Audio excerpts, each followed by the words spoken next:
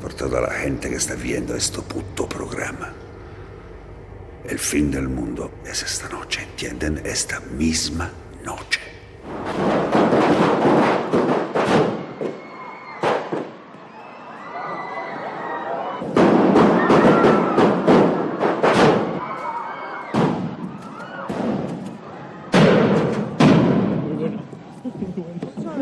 Cojonuda.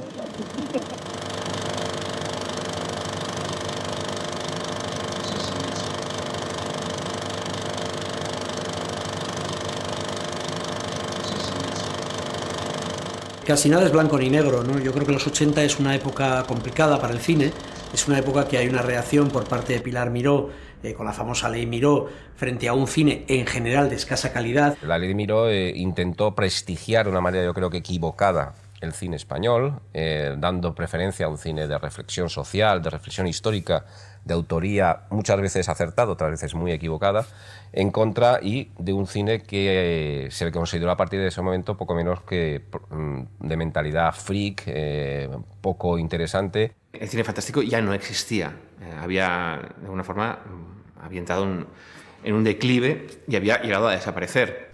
El cine de género estuvo al punto de la extinción, tanto comercial como artística.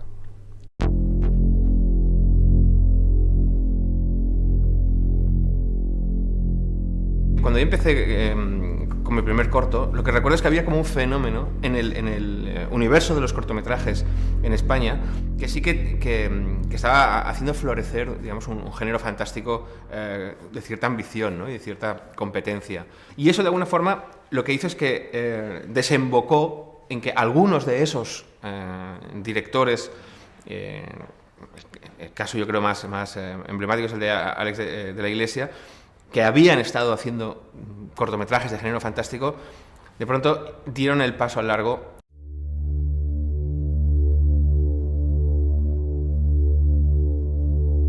El boom del cine fantástico de los 90 en España yo creo que tiene que ver con algo generacional, desde mi punto de vista, de los que en aquel momento empezábamos a hacer cine y teníamos una cultura cinéfila detrás bastante parecida, ¿no? Desde Amenábar, pasando por Alex de la Iglesia, Balagueró y yo mismo, bueno, pues en un momento dado compartíamos algunas de esas referencias, Tiburón, los Sam Raimis, John Carpenter, y también compartíamos una cierta, a lo mejor, alineación con respecto al cine genuinamente español. La sensación es que están empezando a surgir voces nuevas, por decirlo de alguna manera, ¿no?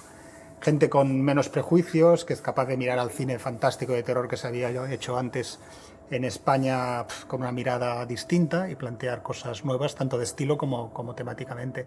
Había un propósito de renovar el cine español, en todos los sentidos, desde el género, desde, digamos, los subsuelos del género, pero renovar el cine español. No se habló de nuevo cine español, como se habló en los años 60 y 70, pero creo que se debería haber hablado más claramente de una revolución en el cine español. Si no hubiesen existido estos jóvenes desde el cortometraje, hoy en día el cine español sería un desierto.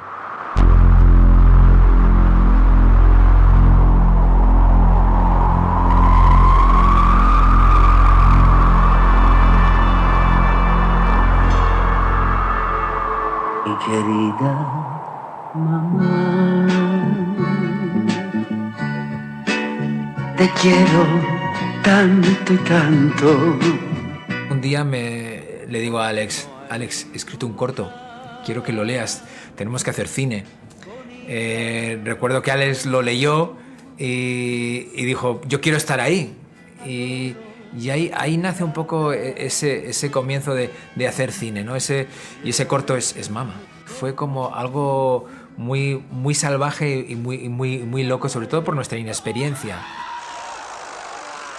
También era un corto muy ambicioso, porque hasta ese momento los cortos, vamos a decir, eran como más intelectuales, tenían más carga política, y nosotros, como he comentado antes, lo que queríamos era pasárnoslo bien.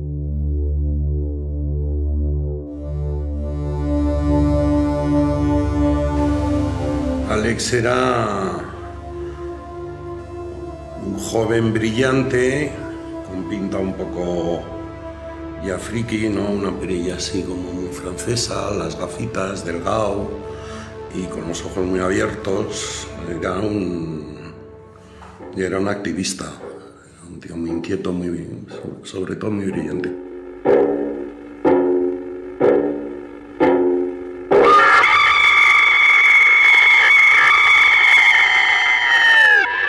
Llegó un momento que a Alex la dirección de arte ya no le llenaba lo suficiente, como que tuvo esa llamada, quiso dar ese salto de ser de director artístico a ser director.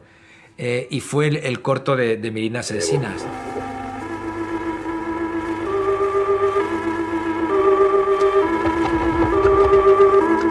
Merindas la pudimos hacer gracias a rodar otro corto que se llama Amor Impasible. Estamos haciendo los decorados, tanto Alex de Iglesia como Henry y yo, para un corto de otra persona, y nos parece un desastre todo, o sea, tanto la dirección como nos parece una pérdida de tiempo lo que se estaba haciendo con esos medios y ese decorado. Le gustó tanto como había quedado el decorado que cuando nos reuníamos luego me decía, joder, si pudiéramos rodar algo ahí, aprovecharlo, porque solo va a ser para estos días. Y entonces, bueno, con esa premisa de un bar, pues empezamos a pensar una historia, ¿no? Entonces, bueno, pues lo primero que pensamos fue entrar a un tipo en un bar y no sé por qué añadimos y saca un tubo de debajo de la gabardina y lo pone encima de la barra, ¿no? Entonces, con este comienzo tan duro, pues bueno, fue surgiendo un poco en medio escritura automática lo que luego sería Merindas Asesinas. Y bueno, para intentar diferenciarlo claramente y que no hubiera problemas con el otro corto, decidimos que se iba a rodar en blanco y negro, con una estética así muy expresionista y demás, de forma que pareciera un sitio completamente diferente, ¿no? Como no íbamos a ganar ningún premio ni nada, pues creamos nuestro propio festival, que era el primer festival de cortometrajes en 16 milímetros y en blanco y negro sobre bebidas refrescantes. Solo participaba Merindas Asesinas y bueno, pues hicimos una fiesta en que pasamos la película y nos dimos el premio.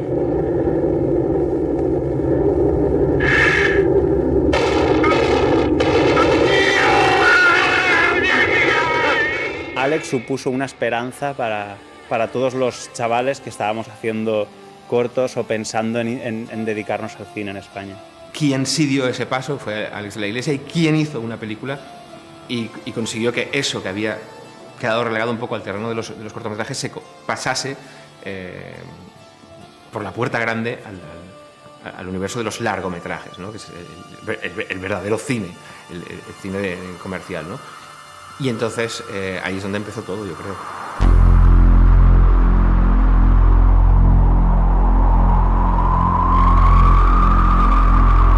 Empezamos a pensar en otra historia, en otro corto. No nos cortábamos mucho, entonces decidimos hacer una especie de película sobre el espacio, ¿no? Un cortometraje, pero que iba a ser una nave espacial.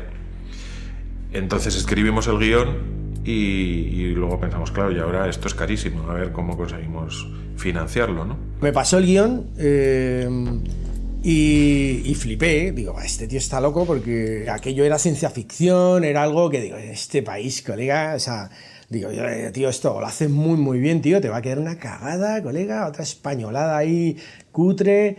Y entonces, no, lo estamos haciendo muy bien y tal, y bueno, vamos a hacerlo con un equipo de efectos especiales francés, bueno, en fin.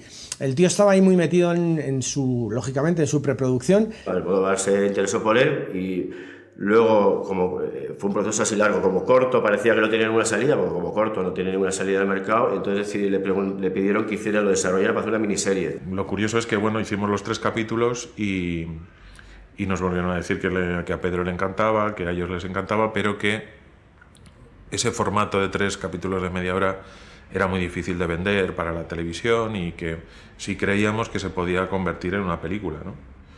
Alex y yo nos miramos otra vez y dijimos, sí, creemos que sí. Si Pedro nos hubiera dicho, rueden ustedes un documental de cachalotes, lo hubiéramos hecho.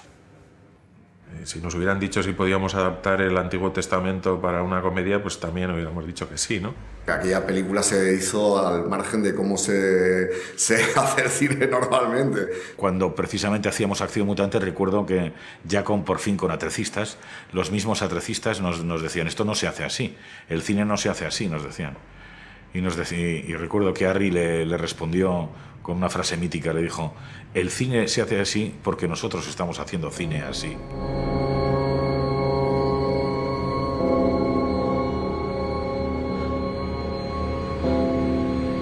El Día de la Bestia es heredera y factible a partir del éxito y de la renovación que supone, por un lado, Acción Mutante y también Mirindas, ¿no? Ahí se veía que había un cineasta que era una bomba.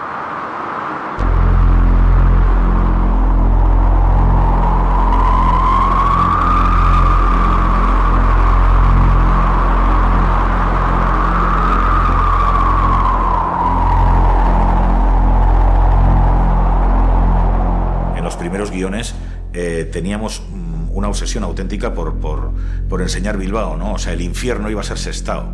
No, la película no se iba a desarrollar en Madrid, se iba a desarrollar en Bilbao. Y el cura viajaba de la Universidad de Deusto físicamente a Sestao.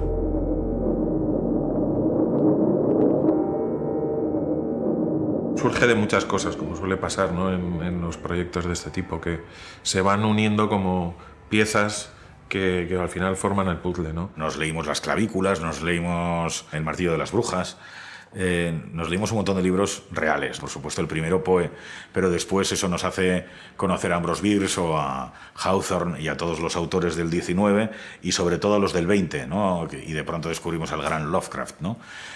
Yo creo que el mundo de Lovecraft está terriblemente presente en El Día de la Bestia, la idea de que el protagonista de la historia no es un chico guapo, ni es un tipo rubio o un imbécil, sino que es un señor mayor.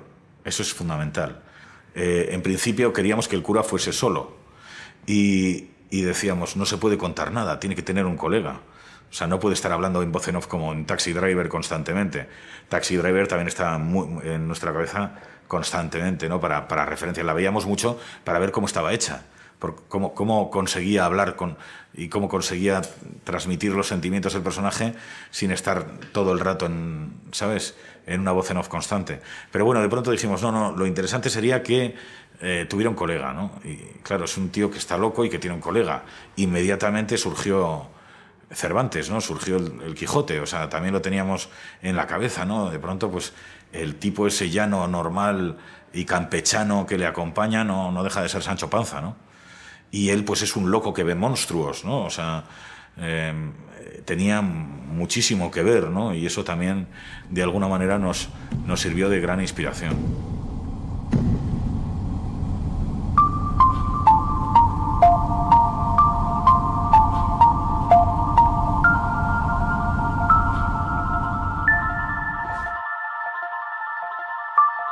A partir de ahí estuvimos intentando producir la película nosotros mismos, cosa que fue imposible.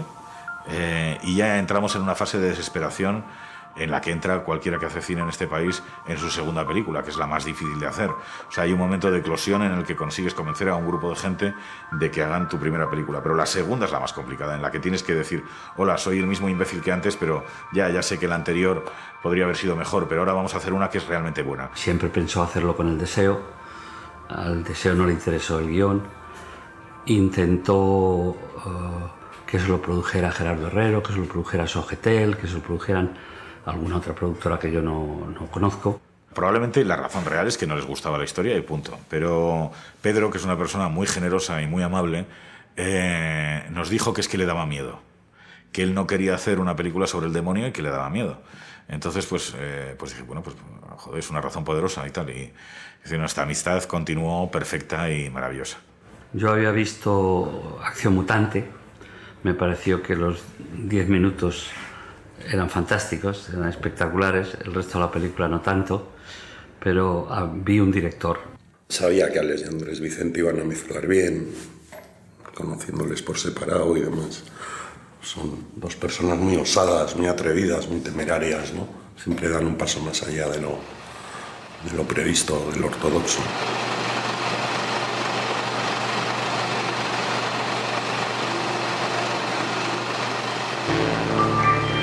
No solo referenciar al cine de género español e internacional, es decir, a un gusto por lo fantástico, por el cine más extremo, más políticamente incorrecto de todas latitudes, sino también un intento de linkar con lo mejor del cine español en general de otras épocas. Es decir, hay un post-berlanganismo, ¿no?, de reivindicar la figura de Berlanga.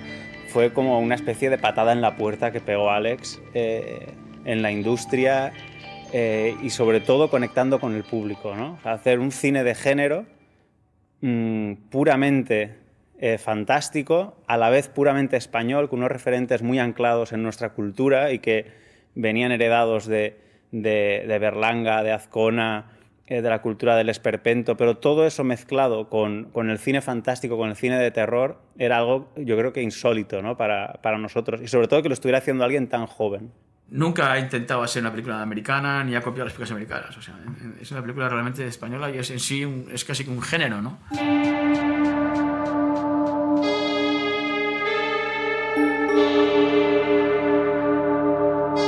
Hasta la fecha, yo no me acuerdo de haber visto una película que tuviera los elementos que tiene El Día de la Bestia, ¿no? Que dices, wow. Es como una especie de cruce de dos directores que bueno, sobre todo una película y un director concreto, que es La Noche del Demonio y Jacques Tourneur, y luego La Semilla del Diablo de Polanski. Es decir, esta mezcla de dos formas de ver el fantástico, el terrorífico muy distintas. La serie Z estaba ahí, mucho también el cine gore, que en aquel momento era una palabra que casi ni existía, pero sí un poco ese cine a contracorriente. No sonaba para nada a película española. Era una película que podía haber hecho cualquier tipo en un país desarrollado. Y eso era maravilloso. Era perfectamente española, pero absolutamente en el lenguaje que trataba internacional. Porque no era una película que jugase con un lenguaje típicamente del cine español de la época. Jugaba con un lenguaje de cine que se hacía fuera. Es una película de terror, evidentemente, sobre Satanás, un gran espectáculo, con momentos de gran espectáculo, y al mismo tiempo es un esperpento y una película de humor negro. Y de hecho, Alex hablaba en una entrevista de que el referente para la pensión que dirige Terele Pávez, evidentemente, es El extraño viaje de Fernando Fernán Gómez. Tanto Acción Mutante como El Día de la Bestia era una especie de reivindicación, pues bueno, primero de una cultura popular, segundo del cine de género en sí mismo, después de la comedia y después como una especie de la frivolidad armada.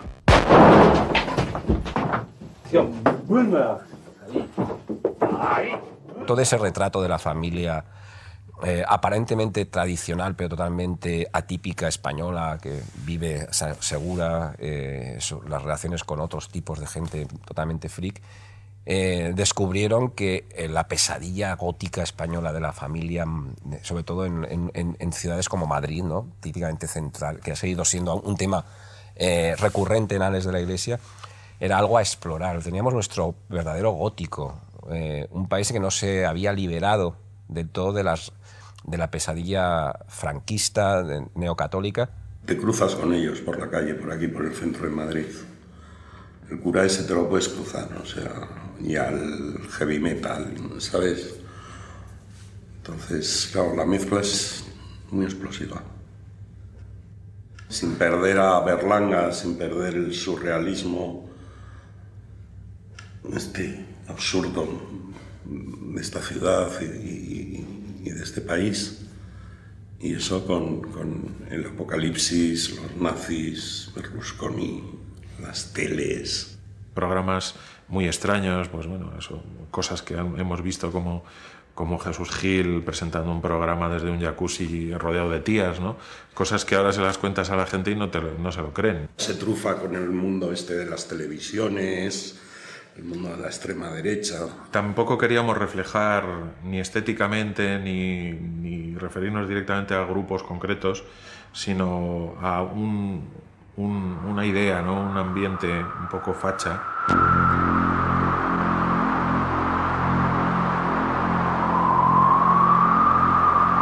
Ver lo que sucede con una película como Acción Mutante y después con El Día de la Bestia nos animó. Es decir, vimos que aquello era posible, ¿no?, que aquello no era una utopía y que era una realidad. Había alguien que lo había hecho, y no solo lo había hecho, sino que además lo había hecho con un gran éxito. Lo que hace es crear una situación y un detonante que pone el género fantástico en primera página. y que hace ver a esta gente joven que funciona, que hay un camino. Toda esta nueva, vamos a decir, familia de directores, como está Balagueró o Paco Plaza, digo, yo creo que de alguna manera han vivido o han bebido del Día de la Bestia. Yo creo que es uno de los directores más importantes de la historia del cine europeo, sin duda. Pero aparte de eso, ya a nivel sociológico, para todos los que estábamos haciendo cortometrajes o empezando a pensar en la quimera de ser directores de cine, yo creo que Alex era como el que iba con el machete por la jungla despejando el camino para los demás.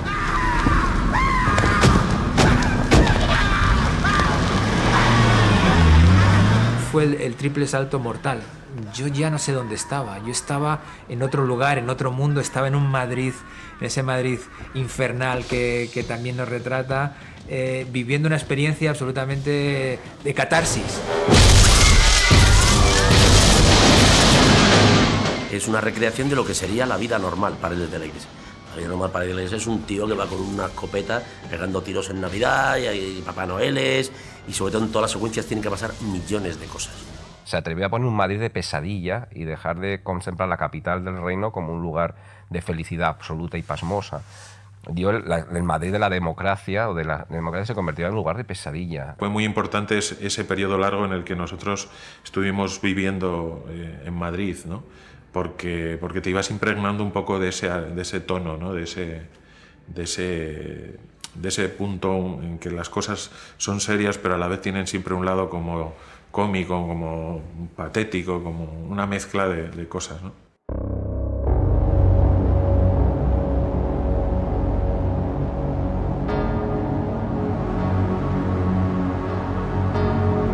Ese Madrid apocalíptico de esos años, con toda la Gran Vía llena de yonkis, y, o sea, era bastante brutal. Lo madrileña que era la película a nivel urbano y a nivel cómo participaba como un personaje más del argumento, ¿no? Es una idea absolutamente genial.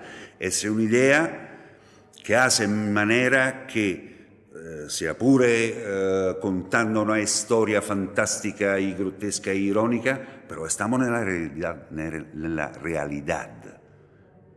Porque Madrid es real y dura, es oscura.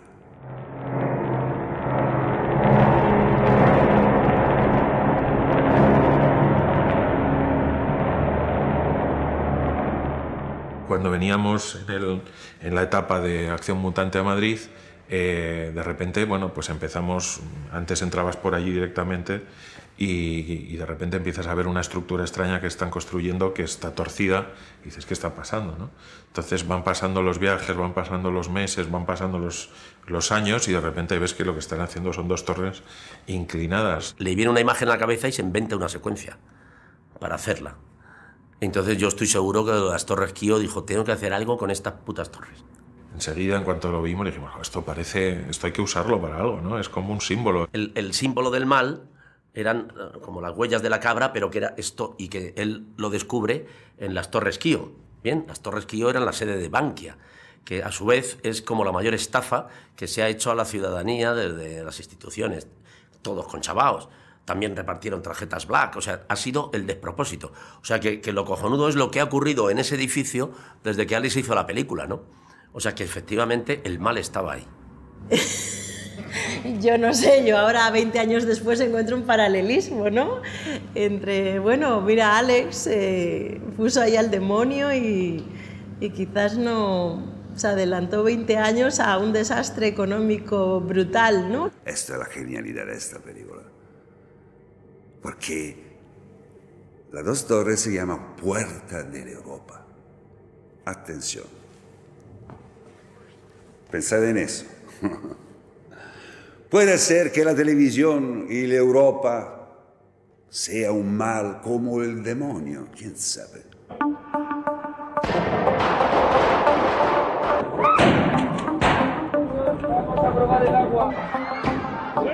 De alguna manera, la única forma de hacer soportable la película o de que la película pudiera verse era de pronto, quiero decir, abandonarnos a a una visión excéntrica, a una visión de comedia. O sea, todo iba a ir en serio, pero desde luego desde fuera no lo iba a parecer.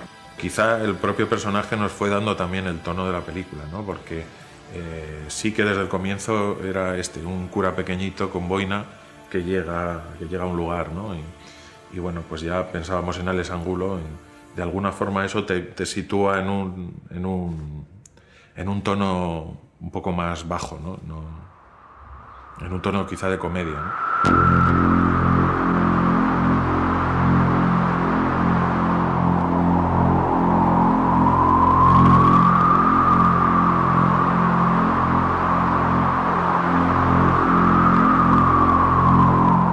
Siempre fue para Alex Angulo un curita pequeño vasco, así una cosita como tal, que se tiene que hacer satánico para encontrar a Belcebú, ¿no? La idea era tan descabellada, tan innovadora y tan estimulante que sana envidia.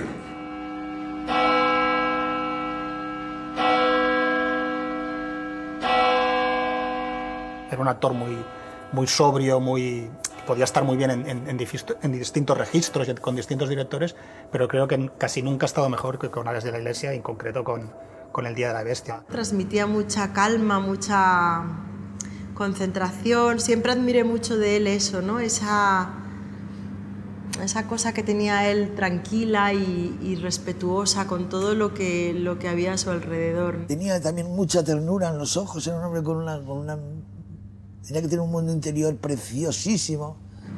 Para mí es de las personas más extraordinarias que me he encontrado en esta profesión, ¿no? En cuanto a generosidad como compañero y en cuanto a ser una persona que no tenía ningún tipo de aspaviento de actor. Y digo que es una persona cojonuda, siempre lo ha sido.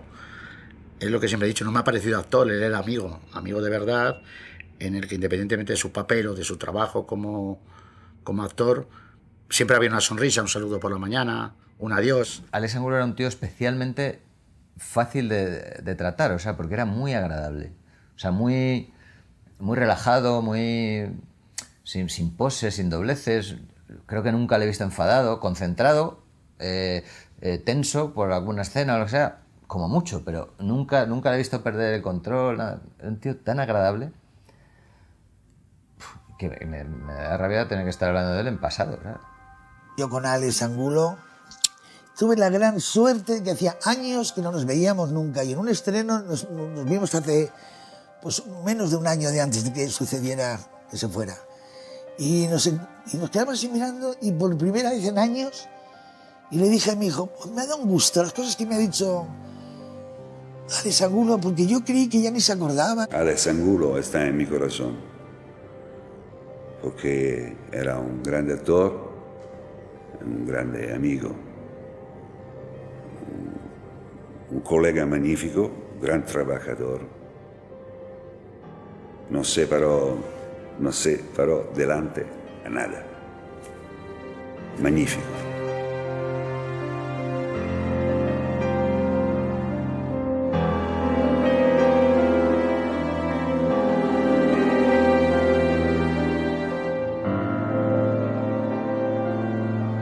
Misión que cumplir, una cosa que tengo que hacer en la ciudad yo mismo. Tú eres satánico, ¿verdad? Sí, señor. Y de Carabanchel. Buscamos un José Mari, que es lo que resultó más conflictivo, porque se pensó en Javier Bardem, pero Javier Bardem lo rechazó. Yo quería que el yonki fuera Bardem. Bardem me dijo que no, que lo que quería hacer era de gay. Javier acababa de hacer Días Contados y había hecho de politoxicómano, y aunque no tiene mucho que ver con José Mari, pero él dijo, un tronco, otro politoxicómano, no, tal, y entonces no, dijo que pasaba. Después se lo propusimos a Gabino Diego, pero Alex le pidió que se afeitara la cabeza y Gabino no aceptó. También rechazó el papel porque claro, que estaba en Navidad, que le jodía las fiestas, que además que el diablo le daba yuyu, bueno, no sé, cualquier cosa así. Precisamente Andrés me dijo, ¿y por qué no lo hace tu amigo Santiago y tal? Y dije, no, es un personaje muy complejo y tal, eso no puede ser. Una noche de copas en el centro de Madrid, cuando le conocí a Santiago, y a la mañana siguiente, era un sábado, a la mañana siguiente se lo propuse a Alex. Me lo presentaron y tal, y me miraba así raro, que yo no pensé que fuera gay, pero me miraba como, pensará que soy un bulto sospechoso. Y entonces luego le dijo a Alex, Alex, y el gordo, ese, tu amigo es el de los pelos. Dijo, no, si es que ese no es actor. Al final como que lo fueron valorando y yo creo que Alex dijo, pues oye, total, la cosa queda en casa, ¿no? La amiguita a ver qué tal lo hace, si lo hago mal pues siempre me puede hostiar. Alex lo que me dijo es, déjamelo pensar. Y a los 20 minutos me llamó y me dijo, si tú te atreves, adelante. Conclusión, que me dieron el papel, la mitad de la película me enteré que había sido de rebote, pero dije, bueno, ya que me quiten lo bailado, aquí estoy yo. ¿Qué pasa? ¿Que te cobra uno y te llevas 4? ¿Te crees gilipollas? La película está espléndido, ¿no? Y además, esa película ha resultado para el propio Santiago, ha sido definitiva. Son estas cosas de que la primera opción no funciona y coges una segunda o una tercera y resulta que el resultado es incluso mejor de lo que podría haber sido la primera. En el proceso de escritura yo ya estaba diciendo, bueno, ¿de qué va la peli? Tal, me contaba, decía, jo, mítico, eso mola el diablo, tal, ¿no? Un cura que no sé qué, tal. Digo, ¿y yo qué puedo hacer yo? No, tengo un papelito para ti. Y ya me dijo Alex, al final me dijo, dice, es un vagabundo que anuncia el fin del mundo y se quema, le queman. Y entonces vas hacia cámara ardiendo, tal. Digo, ¿pero qué mierda es esta? O sea, un vagabundo que se quema, eso es lo que te sugiere. No, pero, digo, además, tío, por un especialista, no me jodas, a ver si me voy a quemar. No, hay un gel que te ponen en la barba para que no se te queme, te ponen un gel así.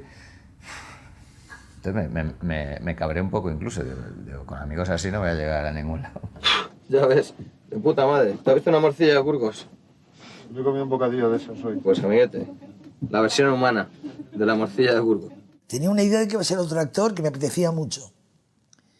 Y pues, tenía mucho nombre y tal, y de repente te dicen, fulanito de tal, que no sabía quién era. Y aparece Santiago Segura, que ni físicamente ni nada, y me quedé así. Y le di la mano, que era encantada, y yo llegué y le dije a mi hijo, no lo hace fulanito y tal, digo, me da rabia, era un chico desconocido, y que me apetecía trabajar con alguien conocido, como es lógico, no es que fuera fundamental, imprescindible, pero sí me apetece. Al tercer o cuarto día hice así y dije, así, al bolsillo de la película, porque no se puede estar mejor que en esa película, no se puede estar mejor. Lo que te inspira Segura que además no tiene que ver con Torrente ni con nada, es otro tipo es un prototipo totalmente de un arquetipo, ¿no? de personaje. Nunca ha sido heavy ni nada por el estilo, ¿no? Entonces, claro, además Alex me conoce, sabe que yo era el típico que estaba fumando en un local y yo me salía, o me molesta el humo, no bebo, o sea, patético. Para hacer este papel no era el más indicado, pero vamos, tampoco era un documental, era una película, entonces había que interpretarlo. Entonces, esto sí que recuerdo haberlo hablado con él, digo, no sé qué hacer, tío, me parece que está toda la peli haciendo así de heavy, de tronco, de molitarse goma, ¿no? Digo, dices, no, algo más naturalista. Digo, yo soy de barrio, exagero un poco así, a lo mejor el deje de barrio, y ya nos puede quedar, a ver, tal. Lo fuimos probando y le gustó. Luego, una vez sí que me llevó a una sala heavy para que bailara, para que empezara a mover la cabeza así y tal. Y dice, vamos, venga, sienta la música, tal. Y yo decía, madre mía, lo que hay que hacer. Realmente en la película está impresionante, ¿no? Es decir, es como, tiene una fuerza, una libertad, una luz, ¿no? que es impresionante. Nada, yo creo que Santiago es eso, es genial, muy divertido, muy incomparable, ¿no? con nadie. Con ustedes, el investigador de lo oculto. Yo le propuse el papel a Pepe Sancho y cuando entró la coproducción tuve que decirle que no hacía la película, que me exigían los productores un actor italiano. Y entonces no lo entendió nunca. Evidentemente dijo, este tío es gilipollas. Y desgraciadamente, pues eso, no pudimos volver a trabajar juntos porque no le caía nada bien. Me enseñó un dibujo que había hecho con suyo profesor Cavan Ideal. Era muy parecido a mí con barba y tenía un anillo como esto. Y además, cuando yo se le estaba contando la historia del anillo, él me dice, mi padre tenía un anillo como esto. Hice un casting en Italia y tuve la suerte de conocer a Armando, que era un tipo increíble, bueno, y sigue siendo un tipo increíble, divertidísimo, y le da un punto a la película del que estoy muy orgulloso. Caban era una especie de trasunto de rapel que entonces estaba de moda, pero el nuestro tenía que ser un poco más sofisticado, ¿no? Tenía que ser una mezcla más de Jiménez del Oso, ya como un Jiménez del Oso que ya ha dado la vuelta a todo y se dedica a pillar pasta y tal, pero que luego la peli daba un giro, ¿no? Cuando creía que la teoría del padre era cierta y tal. Yo he interpretado al profesor Caván como si de verdad va a nacer aquella noche el anticristo en Madrid. Y poco a poco me doy cuenta que una verdad increíble puede existir. ¡Acción! El demonio. Es increíble. Como una icona de un famoso televisivo que va a inventar cualquier estafada para tener la audiencia. Y porque todo el mundo tiene que estar delante del televisor a ver, exorcismos, ajo, exorcismo, cruz. Y venendo in contacto con el cura, piano, poco a poco, se da cuenta que una estafada puede ser la realidad. Y en el momento en que se da cuenta que el demonio existe, se da cuenta que hay una línea en el final de la película que dice, joder, hemos salvado el mundo y no lo sabe nadie. Me gustaría que viniera uno aquí, a la pensión. Lo primero que le dejaba sin huevos de un perdigonazo en una escopeta de caza, por cobarde. En el caso de Teruel es un poco lo mismo que había pasado con Lola Gauss en Furtivos de Borao, que es volverla al primer plano a una actriz que es fundamental en cierto cine español y que está bastante olvidada o arrinconada, ¿no? Andrés me dijo que cualquier persona menos Teruel. Y yo le dije, si no hace Teruel la película, no lo hago yo. Y entonces nos enzarzamos ahí en una cosa de estas de director-productor en la que al fin gané, porque difundí una de sus ideas, que es que el personaje lo podría hacer Vivi Andersen. El caso del personaje de Teruel Paves es para mí el que vive más de esa tradición esperpéntrica, súper negra, ¿no? Ese mundo, ¿no? Cerrado en sí mismo, acotado, como es la residencia que dirige ella, ¿no? Me encantó mi personaje, me pareció un ser precioso que merecería una novela aparte de esta señora por su vida y por todo lo que esta mujer hace, ¿no? Y ese hijo y esa vida. Yo creí que iba a hacer otra cosa, que iba a hacer una cosa mucho más amable, mucho más... Y me he reído mucho sacándome la persona hecha polvo y machacada, que es los personajes que hace, ¿no? Que siempre están machacados, ¿no? Me saca todo el machaque mío. Para mí Teruel es como un animal salvaje, ¿no? Indomable, es una bestia, 24 horas al día, es una naturaleza muy grande, muy fuerte y una actriz increíble. Entonces, bueno, pues los actores maravillosos como ella y como Alex Angulo, ¿no? Pues te facilitan todo, ¿no? O sea, digamos que es muy fácil trabajar con ellos porque son muy generosos. Pues no hay, lo siento, la única que nos queda está en obras. Me arreglo con cualquier cosa. Es que hasta ahora no me está permitido coger a nadie. Natalie Seseña, más que cariño, o sea, era amor. O sea, a mí siempre me ha parecido una de las mejores actrices cómicas que tenemos y encima a mí es que me parece guapísima, ¿no? Era una cosa... Entonces, qué mejor novia me podían poner, o sea, para mí era perfecto.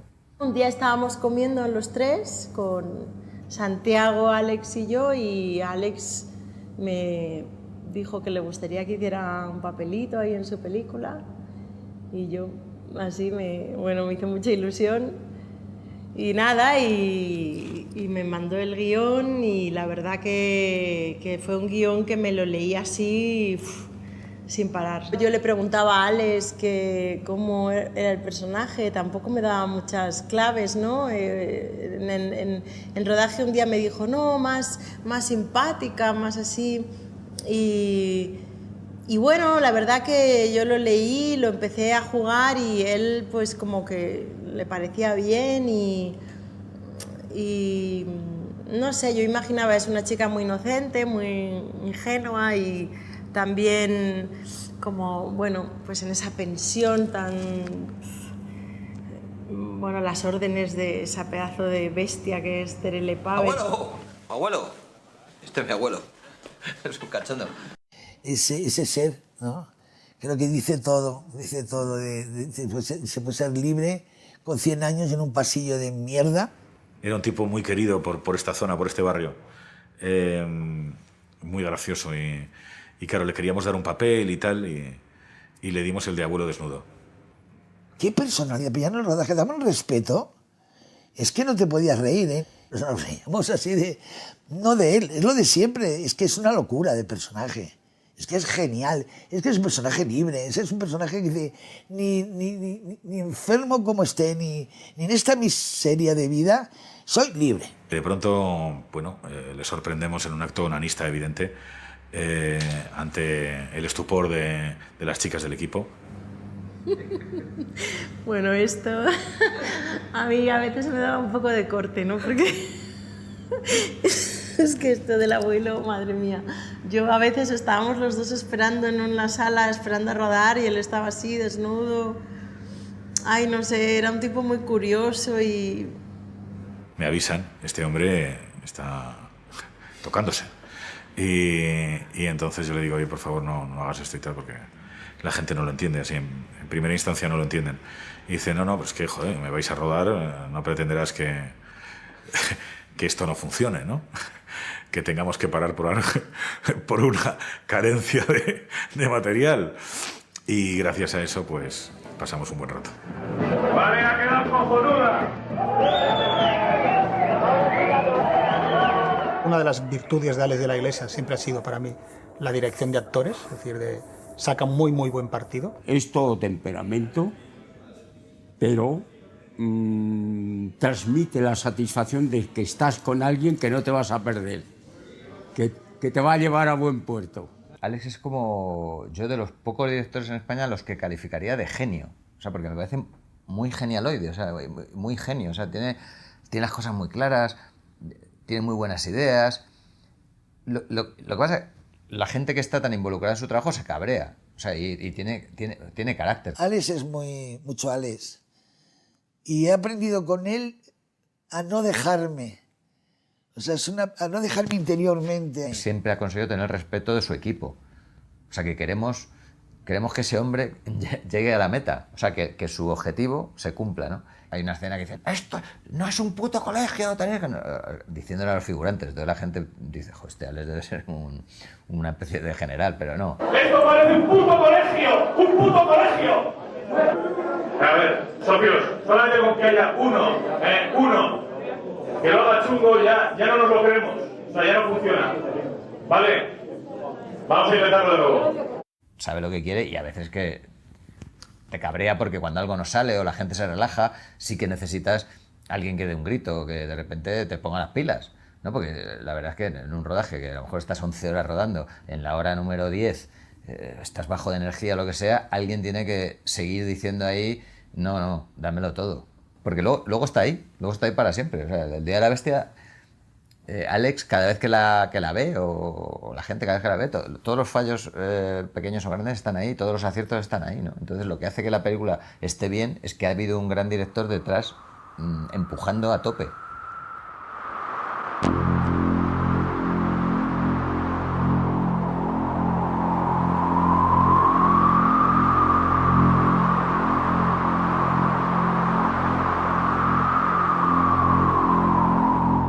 La preparación fue una gozada, ¿no? Porque, ya te digo, yo creo que la preparamos, no sé si fueron 6 o 8 semanas exhaustivamente, ¿no?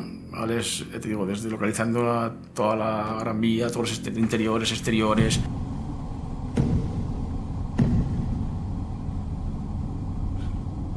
Empezamos a dibujar la peli Y justamente lo que habíamos planteado como decorado, al final lo entró como decorado. Se buscó localizaciones, o sea, había diseñado una casa, la pensión la había diseñado como decorado, la casa de Caban como decorado, y casualmente todo eso se buscó como localización natural. Entonces todo el trabajo que habíamos adelantado de decorados no valió para nada. O sea, fueron localizaciones naturales y luego hubo que diseñar decorados que no estaban previstos que fueran decorados. Lo único que habíamos diseñado y que teníamos claro que tenía que ser decorado, que era la casa de Caban. Encontramos un sitio y después de pasar toda una mañana allí, pues nos cuadraba todo, ¿no? Marcamos con cinta en el suelo dónde irían los espacios que haríamos y bueno, ya salimos de allí felices, ¿no? De, joder, pues ya está, ya lo tenemos, ¿no? De tal. Y llegamos a la productora y les decimos, oye, que sí, que este puede ser el sitio, tal. Y llaman a la inmobiliaria y justamente antes que nosotros había estado Rapel. Y lo había comprado. Y la había comprado, o la había alquilado, no sé qué. Y ya nos quedamos como, ¿qué? Al final acabamos rodando donde rodaba todo el mundo, que era la calle Desengaño. Había una especie de platós, era un par de pisos de un militar retirado que los alquilaba para rodar. Construimos la casa de Caban, construimos la pensión, construimos la casa del niño endemoniado. Obviamente todo eso es decorado. Los contraplanos, el apartamento donde Atan acaban, etcétera, etcétera, pues eso es... Hay unos fondos, hay unos ventanales en el que hay fotos. Lo que hicimos fue crear una especie de semicírculo falso, entonces por la ventana que salían había el espacio justo para que saliesen, pero claro, no se veía una esquina de la casa, no se podía hacer un forillo, ¿no? de la ciudad. La foto, y entonces Flavio, se habían puesto de moda este rollo de las marquesinas que estaban iluminadas, los carteles y tal, era como novedoso ese tema, ¿no? Los traslights se llamaba, ¿no? Y dijo Flavio, joder, podíamos hacer esto, ¿no? Porque yo le meto unos fluorescentes detrás que ocupan el mínimo espacio y tal, y él mismo hizo una foto de la Gran Vía y lo colocamos, ¿no? Y luego ves la película, cuando fuimos a ver Copión, era como, joder, o sea, que era un truco bastante sencillo y muy eficaz. Elegimos una calle de Malasaña para el exterior de la pensión, que estaba totalmente socavada, pero claro, llegó el día de rodaje y la habían tapado, ¿no? Le había faltado ya. Y bueno, nosotros habíamos previsto que eso podía ocurrir, Alex era algo que no quería admitir, pero nosotros sabíamos que podía ocurrir porque no nos habían dado ninguna garantía de que fuese así.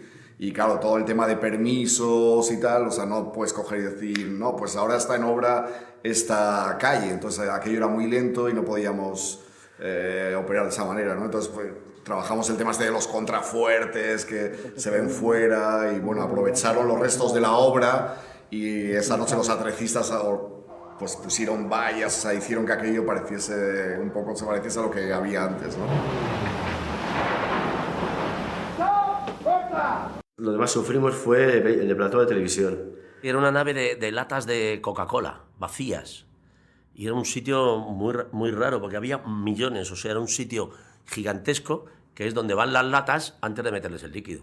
Estaba previsto rodar en un plató de televisión real, que era de Telecinco, Antena 3, no sé qué cadenas había en esa época, y en el último momento pues se cayó y no se podía cambiar el plan de rodaje y en un fin de semana había que improvisar en el sitio donde estábamos rodando, habíamos construido estos decorados, un plató de televisión. Era un plató lleno de gente y entonces me maquillan y dicen ¡acción! Y yo dije, bueno, buenas noches, bienvenidos al programa, hoy una noche más, vamos a hacer el show. Corta, ¿qué cojones estás diciendo? Digo, yo qué sé, digo, que se me ocurra, ¿qué tengo que decir? Hostia, pues el texto. Digo, ¿qué texto? Yo no tengo texto. ¿Cómo que no? Joder, dale un... A todas estas nos teníamos que ir. Y entonces me dan un texto, digo, ¡oigo a la hostia! Y era una página entera. Digo, pero esto no estaba en mi guión. Ya parece que es el nota que no se entera de nada, ¿no? Digo, pero eso en mi guión no estaba. Mi guión, esta página falta. Que luego, efectivamente, al llegar a casa comprobé que en la numeración faltaba. O sea, alguien la arrancó. Entonces dije, bueno, pues nada, me lo prendí como buenamente pude, pero ya con los nervios, teníamos que hacer una toma tal, pero vamos, se hizo. Pero bueno, la anécdota de que dije, vaya mierda. El plano comenzará con una acción de todos andando igual que el primer plano que hemos rodado. El rodaje fue también particularmente duro. A donde tienen que disparar es un señor que estará aquí. Ya. Pánico general. Las madres temerosas cogen a los niños. Empezamos durante las Navidades, para aprovechar las luces de Navidad de Madrid de esa época, sobre todo en la calle Preciados y demás en la Gran Vía. Y luego se paró el rodaje y se retomó en febrero. Muy duro, muy salvaje en ese sentido, porque era de noche, porque hacía mucho frío, porque eran muchas horas. El primo consejo por hacer esto, carajillos en grande cantidad, por levantar la calentura un poquito, porque no se puede. O sea, coche descubierto, camiseta de seta y 5 bajo cero. Necesita un poco de alcohol. Sufrimos mucho porque era Madrid en Navidades, en invierno, aún, vamos, unas temperaturas de congelarse. Llovía y se congelaba el agua en el coche y se nos congelaban los objetivos de la cámara. Había que parar para quitar el hielo en la cámara. 4, 5, 6 grados bajo cero, en un invierno de estos crudos que hubo, y rodando siempre de madrugada. Luego además este rollo que un día le dije a Alex, digo, vamos a ver, amiguete, yo soy heavy, pero no soy gilipollas, ¿no? Digo, ¿por qué voy con el chalequito este que se me ven los brazos? Porque se ven los tatuajes, tío, porque estoy helado. Santiago no podía decir los textos, tiritaba de frío, ¿no? Y entonces dábamos vueltas a la manzana hasta conseguir entrar en calor, ¿no? Me castañeteaban tanto los dientes que no podía decir la frase, ¿no? Creo que cuando estamos en la cabina telefónica, que hay un escaparate con unas teles, ese día lo recuerdo que Alex dijo, venga, amiguete, me empezó a frotar así los hombros y dice, vamos a correr. Y dimos una vueltecilla a la manzana, una solo porque los dos teníamos sobrepeso, entonces, pero que entré en calor un poco y ya pude decir la frase, pero fue angustioso. Dice, no, joder, macho, no poder actuar porque estás con los dientes de... Fue una película bastante dura, o sea... Pues dejamos de hablarnos entre todos nosotros durante bastante tiempo, o sea, con Alex no tuvimos ninguna relación durante el rodaje, o sea, fue una película que nos puso bastante a prueba a todos los niveles esa peli, o sea, De pronto girabas una esquina en la casa y había un tío totalmente dormido, uno de los técnicos o de eléctrico, yo que sé, que igual había tenido 10 minutos y le veías ahí dormido, que ya no podía más, o sea, la gente... trabajando muy duro. Fue una lucha cotidiana contra eso, contra las limitaciones de tiempo, de dinero, de nuestra propia inexperiencia, con la desconfianza de producción con respecto a nosotros.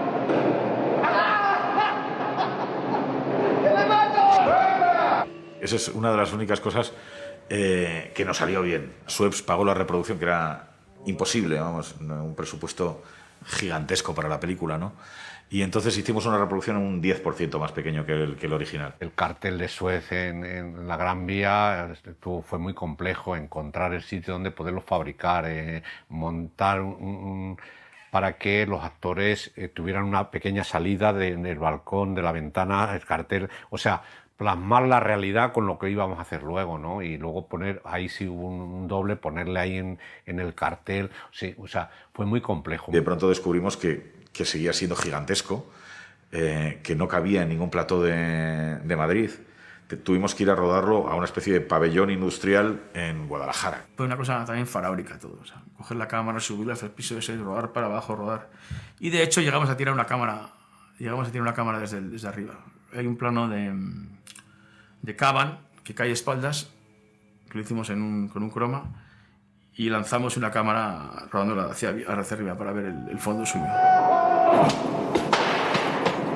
Cuando construimos ya el asunto, estaban a 8 metros de altura, que no es 50 metros, pero la caída es mortal, o sea, te caes de 8 metros y se acabó. Estábamos atados con seguridad, ¿no? Pero era siempre una altura de 15 metros.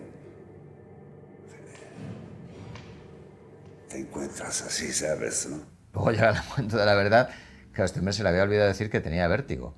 Entonces cuando estaba subido ahí en el decorado del neón...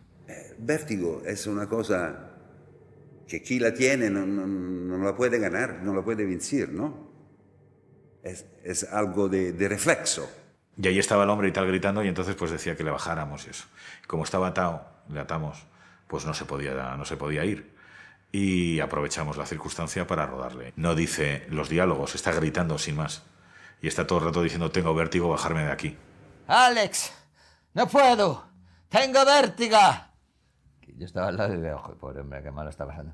Y Alex de abajo, la carita de Alex como diciendo, pero qué mierda me está contando este tío. Dice, pues no hables, actúa. Luego le doblamos y ya dijo los diálogos. Todo el rato trabajando, saltando. Las películas de acción son horribles.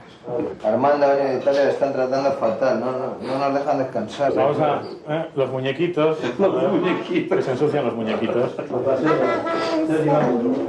En el Día de la Bestia estaba particularmente obsesionado porque funcionara muy bien todo. Dos arandelitas bien, que no le hagan daño en las patas, y fijar al suelo, y que no se mueva.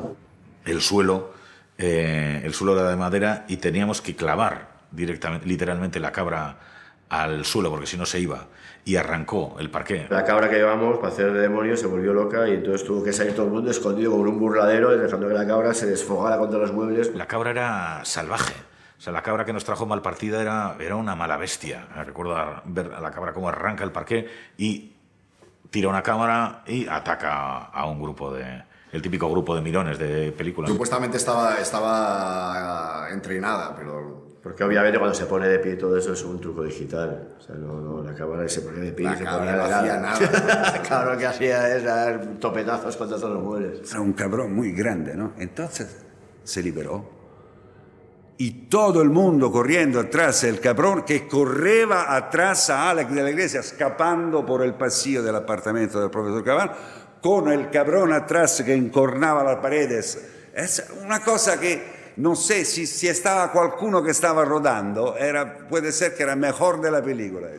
No había manera de hacer que hiciera nada, ¿no? O sea, ni siquiera que mirara a cámara. Era una cosa que yo decía, joder, por lo menos que mire a cámara, tenemos que conseguirlo. Mal partida, sí, por supuesto. Y no miraba jamás, ¿no? Y entonces, pues eso, la dejamos suelta. Pusimos las cámaras y dije, mira, esto hay que rodarlo por cojones. Entonces pusimos 2 cámaras y la dejamos andar por ahí. Y entonces así lo conseguimos. Estuvimos 1 hora la cabra sola en el decorado andando hasta que al final se pone delante de pues ya te digo, a 60 minutos esperando y al final de pronto se queda ahí parada y decimos, joder, lo tenemos. Está un poco torpe la cabra, ¿eh? La invocación es real y el pentáculo es real. Eso teníamos muchas ganas de hacerlo de verdad, ¿no? Todo el mundo decía que se movían las cosas, tal. Lo que se movía eran las pulgas en la cama donde rodábamos, nada más.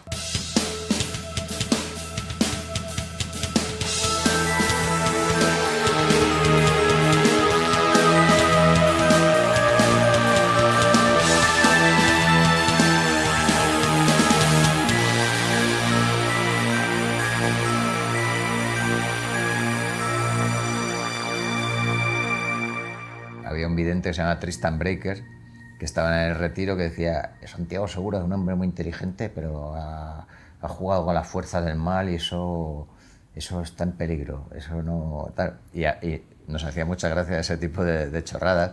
Entonces de repente, pues, no sé si fue para el making of o lo que sea, pues algunas Polaroids, pues salía como que había un haz de luz o no sé qué sobre el rostro mío en uno de los casos. Le salía como una especie, como en la profecía. Yo creo que si no hubiéramos visto la profecía no le hubiéramos dado importancia, pero claro, como hemos visto la profecía, parecía que le atravesaba una especie de hierro como al personaje de la profecía. Empezamos como a decir que claro, que el diablo, yo creo en la maldad y creo que la gente es muy mala y que hay mucha maldad en el mundo, pero no creo en el diablo ni en las fuerzas ocultas, igual que no creo en un Dios todopoderoso. O sea, que no lo tengo claro, estoy todavía ahí deliberando, pero no he tenido ningún miedo ni... O sea, que a mí no me daba ningún yuyu lo de ser satánico de Carabanchel en una película. Hola, ¿qué hay? Somos Defcon 2 y nada, queríamos deciros que, bueno, como ya sabréis, a partir de ahora las películas de Alex de la Iglesia las vamos a hacer nosotros, las vamos a dirigir nosotros y Alex va a hacer la música, porque al final se ha convencido de que realmente Defcon 2 somos mucho mejores para el cine que para la música. Cuando empezó el rodaje todavía no nos había pedido que hiciéramos la canción del Día de la Bestia. Eso fue una decisión que tomó luego. Para ser una película que costó también un dineral y que tenía una planificación de la hostia, todo se improvisaba mucho. Es decir, a nosotros para salir haciendo el grupo Satánica en la secuencia que hay en un garito, la secuencia del concierto. Nos llamaron el día antes. El extranjero se metía a Pantera, a Ministry, a... ¿qué más? A un par de grupos más. A Headcrash se llama uno. ¿Y esto va a salir fuera entonces? Esto va a barrer por todo el universo. Alex estaba fascinado con Ministry y entonces era como, hay que hacer... De hecho nos decía, el Día de la Bestia tiene que ser como una canción de Ministry. Yo quería Ministry, pedimos los derechos y tal, y nos concedieron los derechos, pero había que renovarlos a la de 15 años. Empezamos con Siniestro, continuamos con Defcon 2, y digamos que la camaradería con César, ¿no?, era extraordinaria, o sea, una conexión mental abrumadora. Durante el rodaje en la sala Revolver del concierto, todo el rato estuvo sonando una canción de Ministry. Y era su icono, ¿no? Entonces un poco la idea era que el grupo Satánica se pareciera a eso. No obstante, como coincidió que nosotros empezábamos a ser más conocidos, pues él pensó que igual aportábamos un poco ahí pues de empatía con determinado público el hecho que saliéramos ahí, ¿no? Aunque se nos ve nada a muy poquito tiempo, ¿no? Y yo echo de menos un primer plano, digo, tío, un primer plano ahí. Pero no hubo suerte. Las canciones de Defcon 2 parecía que las habíamos escrito nosotros, o por lo menos deseábamos haberlas escrito nosotros, ¿no? Parecíamos almas gemelas. Fue también icónico porque reflejó un poco, aunque no se incluía, insisto, en la película, las canciones sí reflejaban un poco el espíritu underground que se respira en la película, de gariteo, de rock and roll, de rollo urbanita, todo eso lo refleja, yo creo, muy bien, ¿no? El rollo punk, el rollo hardcoreta que tiene la película. La idea era mostrar ese mundo, ¿no? Y a través de la luz y todo a través del color intentar contar cómo es ese mundo de noche, ¿no? Cómo es ese mundo de las noches, de los antros, de las exteriores noches, de los días, del lujo, el no lujo, y eso básicamente lo hicimos a través del color. Darle ese look un poco en el que no habría nunca colores puros, o sea, siempre pensábamos eso, en intentar mezclar todas las temperaturas de color para conseguir contar la historia, ¿no? Pues eso, si los bares, dejar que los fluorescentes se vayan a verdes, o sea, buscar el punto ese sucio que tiene esos lugares, ¿no?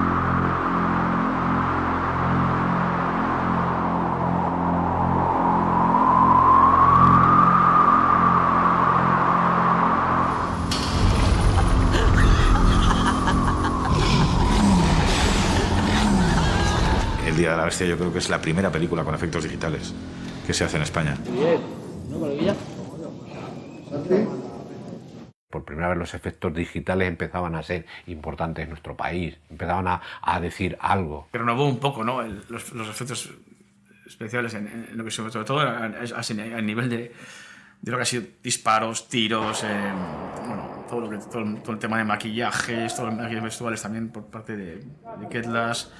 Y bueno, tanto Reyes como todo su equipo, pues te digo, hicieron un trabajo enorme. Mirar la toma de ser buena y si no, trae a tomar por culo, venga. Venga. ¿Te duele o no te duele? Claro, joder, que me ha hecho daño, tío, pero que mirar a ver si es buena y si no, pues... Tiene unos efectos para mí muy acertados, es decir, pues fue como... Es como un poco la sensación de cuando ves La semilla del diablo, ¿no? Es decir, que ves muy pocas cosas, ¿no? Pero dices, esto me lo creo, ¿no? Es como efectos que son realistas para mí. Aparte que tenían como, casi como en todas las películas de Alex, cierta cosa tosca, ¿no? Que le da un realismo así un poco italiano, que a mí me gusta mucho, ¿no? Porque no es el efecto americano de la perfección, de todo que dices, a veces es como muy plástico, ¿no? También está bien, digamos, la parte, digamos, la salsa europea que le ponemos nosotros a la hora de hacer efectos, que dices, puede ser perfecto, pero tiene que tener algo de asimetría, de error, ¿no? Porque es lo natural. Se modeló el modelo, José Antonio Sánchez, yo le hice todo el mecanismo, toda la adaptación, lo hicimos. Digamos que José Antonio Sánchez hizo más la parte de quizás lo más difícil, lo más complicado. Yo hice lo más sencillo, o sea, porque lo más sencillo es hacerle unas piernas, que enseñarle a este inválido a que tenía que andar con zancos, lo que todos llamamos zanco. Entonces, para que él fuera incrustado ahí, se pudiera mover y fuera eso, el monstruo que era. Y es un trabajo que ahí José Antonio Sánchez lo bordó. ¡Acción! Esto era una película de terror. Esto era una película de terror profundo. En las Torres Quío iba a haber, en una de ellas iba a estar el Macho Cabrío con 5.000 curas que iban pasando por una especie de puente de madera que unía las dos torres, ¿no? En nuestra paranoia esa era nuestra obsesión. Y había docenas y docenas de sacos llenos de niños recién nacidos. Eso es lo primero que se encuentra al llegar a la primera de las torres, ¿no? Y luego atraviesa el tronco y allí se encuentra con los 5.000 curas que han venido de todo el mundo a adorar al Macho Cabrío. Entonces él se acerca en una cola interminable y al final el Macho Cabrío le enseña el orto del demonio, el gran beso negro. Allí se produce el beso negro, besa el culo del demonio y como sabréis, en muchos grabados medievales el culo del demonio tiene un rostro, o sea, en el culo tiene una cara. Y esa cara iba a ser de él mismo, se iba a besar a sí mismo, ¿no? Luego no aparece en la película o no se utilizó en el que él recordaba haber estado presente en un aquelarre con su familia, haberlo visto de lejos. Había secuencias en las que eso se veía como recuerdos del cura en el que estaba viendo desde lejos cómo había esta reunión de brujas. Y al final, Alex lo cambió en el último momento. Él tenía un final que yo creo que era muy bueno, pero cuando lo vieron era demoledor. Y no se atrevieron con él. Me parecía muy fuerte la escena de que mataran a un niño, o sea, de que se matara a un niño de verdad, por mucho que fuera el anticristo. Esto no sé yo si en un país como este la gente va a entender que te acabe disparando a un niño. El día de rodaje vino Alex con un guión totalmente, un final totalmente nuevo, o sea, entonces también ahí pues fue un poco duro de Alex, estaba muy inseguro con el final que tenía y hubo que inventarse una especie de portal de Belén ahí dentro de las ruinas, bueno, las ruinas no, la obra de las Torres Quío, porque que estaba previsto haberle hecho que era una familia de gitanos que vivía en una furgoneta al lado, no sé qué, pues eso cambió todo dejó un final como un poquito más ambiguo. La escena final la rodé en 2 horas cuando ya se había ido la mitad del equipo. O sea, de pronto me dijeron, no, si es que ahora la gente tiene que descargar los camiones, o sea, hay que volver a descargarlo todo, meterlo en los camiones, cargarlos e irse, así que no puedo rodar más. Y yo digo, falta el final, o sea, falta el momento del encuentro con el anticristo y tal, el niño muerto, toda esta historia, ¿no? Y eso lo rodamos Alex Angulo y yo, con la ayuda de Jorge, que también estaba ese día en el rodaje. Estábamos discutiendo qué ocurría, si le íbamos a pegar un tiro en la cabeza al niño o no, ese tipo de cosas. Y no se hizo porque no teníamos un muñeco aceptable, ¿eh? Si llegamos a tener un muñeco recién nacido, le hubiéramos puesto la pistola en la cabeza.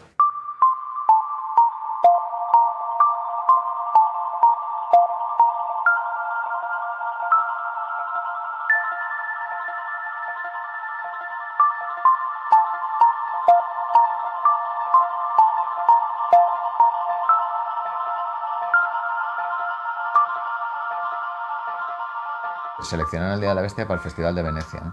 Entonces fuimos allí y íbamos, pues eso, pero felices. Un festival, pero claro, Festival de Venecia. O sea, íbamos, Alex estaba feliz, todo feliz. Ahí nos íbamos a encontrar con Armando.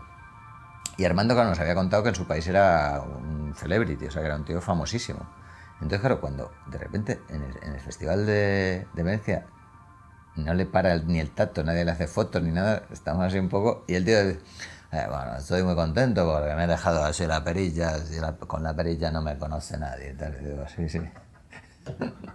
En Venecia sí que recuerdo haber leído alguna cosa sobre la película, en este sentido un poco a veces paternalista, ¿no? que con el que juega cierta crítica, sobre todo cuando no es crítica tan afín al género, en la que bueno, le perdonaban un poco la vida, diciendo que bueno, que los efectos eran como muy caseros, muy domésticos, que a mí no me lo parece, para la época y para el cine español me parece que la parte visual y la parte tecnológica está muy bien. Volvíamos en el Vaporetto pues a eso, a Alex, Santiago, bueno, un poco el equipo pequeñito, y Alex yo estaba al final del Vaporetto, él estaba al principio abriendo todos los periódicos, ¿no? Y leyendo y poniendo unas caras fatal, como que todo fatal, y que nos habían puesto mal la película y muy decepcionado por las críticas. Había una crítica que decía effetti speciali miserabili ma chocanti.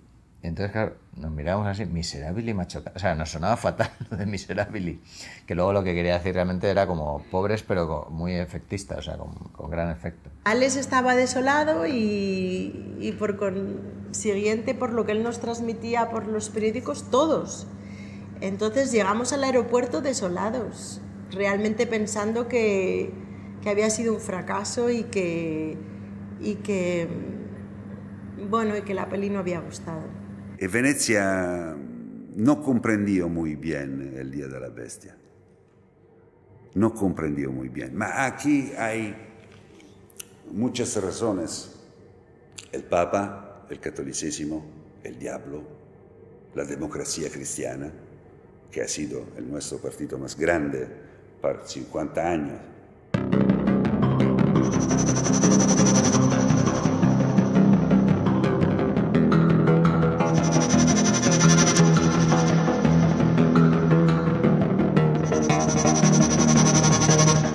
En Sitges recuerdo cierta animadversión por parte de la crítica y tal, y como una mirada esquiva, ¿no?, ante lo que ocurre.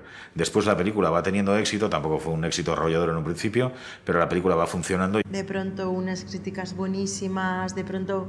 O sea, fue surrealista. Recuerdo que también hubo una especie de división de opiniones, ¿no? Que en general, por otro lado, es lo que ha pasado siempre con buena parte del cine de Alex de la Iglesia. Y de ahí a lo que luego poco a poco se convirtió la película, en una peli de culto, de un éxito total. El estreno en Madrid, estábamos todos en casa de Alex y salimos desde su casa por la Gran Vía, poco a poco, piano piano, mirando desde lejos cuánta gente hay. Y luego había enfrente a nosotros en la Gran Vía un otro estreno, Apollo 13. Lo contemplamos. Y Alex estaba con miedo delante de nosotros, película americana, hollywoodiana, ¿cómo hacemos? Apolo 3, nadie. El Día de la Bestia, la cola. Fue una estrategia. O sea, nosotros podíamos estrenar la película en cualquier local de España. Y entonces dije, bueno, pues, ¿por qué no la llevamos al Rex? Y lo que sí estamos asegurados es que con 500 localidades se va a montar un chocho importante. Recuerdo con mucho cariño cuando después de pronto me dicen, oye, que hay colas en el Rex. Entonces yo vivía al lado y veía las colas. Entonces eso me fascinó. Y en efecto, estrenamos la película allí y la primera semana había unas colas tremendas de gente. Lo que pasa es que la recaudación era muy pequeña porque era el Rex.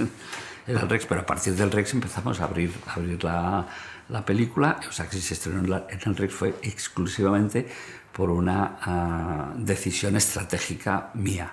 El Día de la Bestia se convirtió en una de las películas emblemáticas de aquel año, una de las películas que todo el mundo iba a ver, una película que fue una película de gran éxito y una película fantástica. Después, cuando la vendemos al extranjero, la película empieza a funcionar muy bien y tal, y ya genera pues todo lo que ha arrastrado el Día de la Bestia, ¿no? Yo cuando acabó la película dije, comenté con mis compañeros y con mis amigos, digo, aquí ha pasado o va a pasar algo muy fuerte. Este es el principio de un nuevo edad de oro, o aunque es un tópico decir esta palabra, del cine fantástico español. Si la gente se atreve a seguir este camino que abre Alex de la Iglesia, vamos a tener muchos días de felicidad para los que nos gusta el género. O como en todas las películas, o sea, el Día de la Bestia ha ido, pues digamos, ganando importancia con el tiempo. Alex trajo esa frescura, trajo esa innovación, o la forzó, o no sé cómo explicarlo, no sé cuál es la definición pero a ver, hay un antes y un después. Tiene una fuerza inusual en el cine de género y en el cine español. Es decir, yo creo que cuando lo vimos pensamos todos, los que queríamos hacer cine, que se estaba rompiendo algo, se estaba rompiendo una barrera en la industria. Yo sigo pensando que es una de las mejores películas de Alex de la Iglesia, es decir, y una de las mejores películas del cine español contemporáneo, ¿no? Yo creo que es un peliculón. Lo que me fascina es lo que ha provocado. O sea, creo que El Día de la Bestia representa un nuevo tipo de cine. Era una película muy excitante, porque además de hacerme disfrutar, lo que la película conseguía es abrirme un montón de puertas. Esa película de la que todos nos acordamos y que yo creo que es parte de la historia del cine español.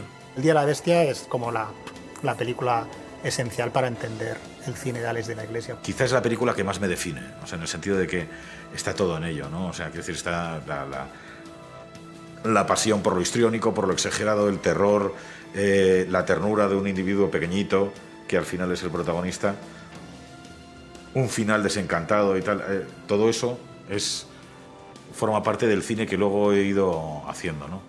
Sin duda alguna es la película, hombre, también es la película que más, quiero decir, recuerda a la gente y con la que más se me identifica, ¿no? Y eso me hace sentirme muy feliz. Eso es una película a la que quiero muchísimo.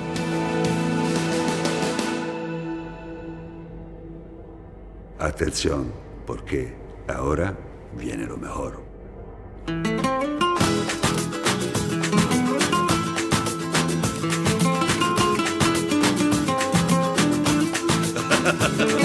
Armando Nerezza e l'orchestra da camera di Escobar, penso sempre a te.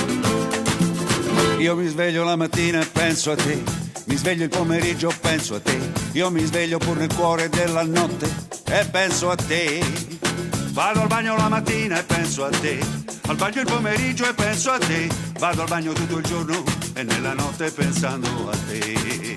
Ho provato con il mare e penso a te, ho provato la montagna e penso a te, ho cambiato centinaia di pasticche ma penso a te. Vado da psicanalisti, penso a te, io convoco esorcisti, penso a te. Sono mesi che non dormo perché penso a te. Vado dal commercialista, penso a te, poi faccio il fantasista, penso a te. E mi nutro di speranza pensando a te. Non c'ho più filo di panza, penso a te. Mia moglie in gravidanza, penso a te. Odio la tua maledetta lontananza e penso a te. A te, a te, a te, a te. Dinero, io non t'ho avuto mai perciò ti penso. Addio dinero, dinero, io non ti ho avuto mai perciò ti amo. Addio dinero, dinero, non ti possiedo e perciò ti bramo e penso sempre a te. Y andamos a dónde está el dinero? Faccio il contorsionista e penso a te.